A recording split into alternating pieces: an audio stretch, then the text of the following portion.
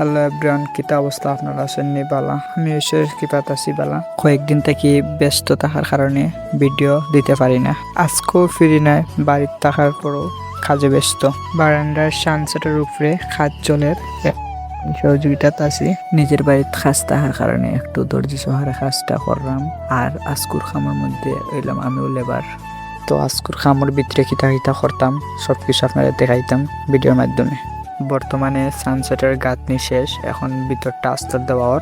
তো ভিতরটা আস্তর দিচ্ছি আমি আর আমার লগের মামু একজনে। আর ভিডিওর কিলা নিয়েছে আপনারা জানাইবা।